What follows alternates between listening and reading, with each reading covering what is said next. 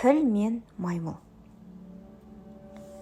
Ну орманды мекендеп, бір-бірімен сыйлас боп қатар жүрген піл мен маймыл бір күні өз бойларындағы артықшылықтарын айтып отырып дауласып қалыпты. Менің бойым таудай, күшім де көп, деп мақтаныпты піл. Ашулансам бар ғой, қандай жуан ағаш болса да тамырымен қопарып тастаймын. Ондай қайрат сенде жоқ, дейді піл, сөзін жалғастырып. Ал мен ептімін, ештеңе бөгет бола алмайды, деп таласыпты маймыл. Ағаштан ағашқа ырғып, ну орманның арасымен сырғанап жүре беремін.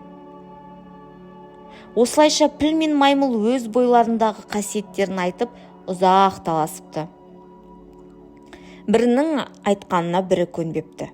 Өздері бір бітімге келе алмапты. Енді бұл туралы өзгенің билігін естігілері келеді. Сөйтіп екеуі жуан емендіңнің қуысында отырған үкіге барыпты. О, орманның ақылгөйі, депті піл ұзын тұмсығын жоғары созып тұрып. Мына маймыл екеуміздің таласымызға өзің төрелік айтшы. Не жайында таласып жүрсіңдер, деп сұрапты үкі. Сол кезде жыпылдаған маймыл сөзді іліп әкетеді. О, біздің ақылгөйіміз, анығын айырып берші. Күш қайрат үстем бе, ептілік үстем бе? Мұны естіген үкі, піл мен маймылдың не үшін таласқандарының сырын түсінеді. Сәл ойланған соң, мен сендерді іс үстінде сынап көрім керек. Кесімін содан кейін айтамын, депті үкі.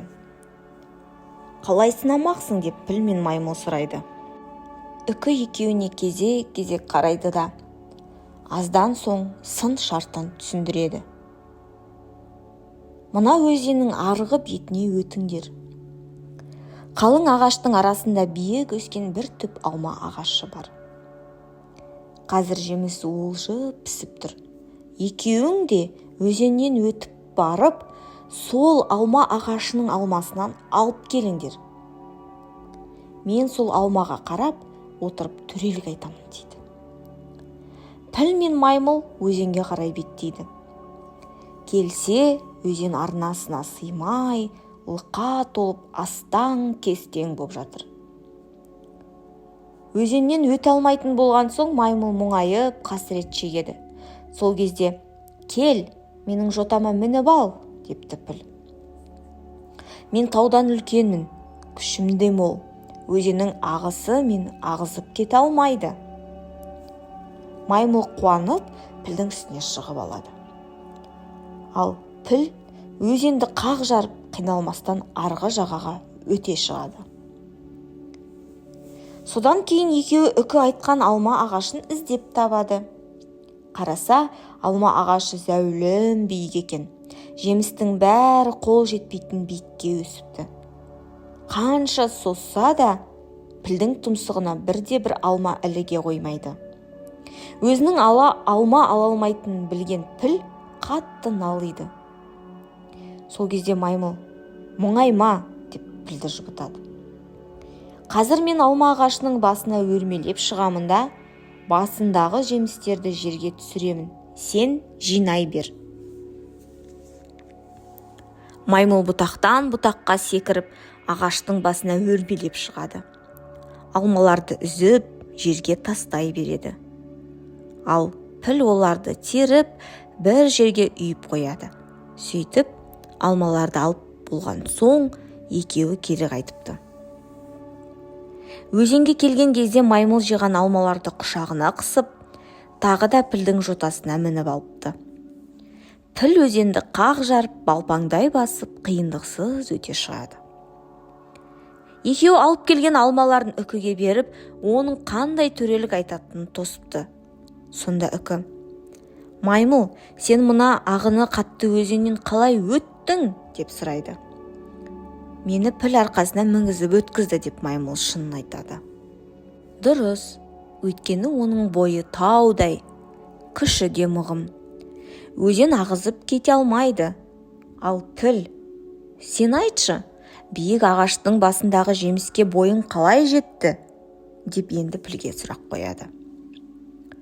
Менің бойым жетпеген соң, депті ол да шынын айтып. Маймыл ағаштың басына өрмелеп шықты.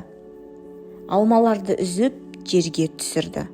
Мен жинап тұрдым. Үкі, міне, ұқтыңдар ма? Күштен де, ептіліктен де үстем нәрсе бір-біріңе тигізген көмегің. Екеуің бір-біріңе қарайласып, мақсаттарыңа жеттіңдер. Тек қана күштен немесе жалаң ептіліктен пайда аз. Егер бір-біріңе жәрдемдеспегенде, екеуің де мына алмаларды алып келе алмас едіңдер. Демек, күш пен ептілік үйлескенде ғана жарасып тұрады. Күшің болғанмен, ебің болмаса, ебің болғанмен, күшің болмаса, бәрі де бос әурешілік. Еңбегің зая кетеді, дейді. Піл мен маймыл дұрыс деп өздеріне айтқан үкінің төрелігіне келісіп, айтқан шешіміне разы болыпты. Сонда үкі, піл, сен күшіңе сеніп даурықпа. Маймыл, сен ептімін деп бөспе. Әрқашан бір-біріңе осылай жәрдемдесіп жүріңдер, деп өсиет айтыпты.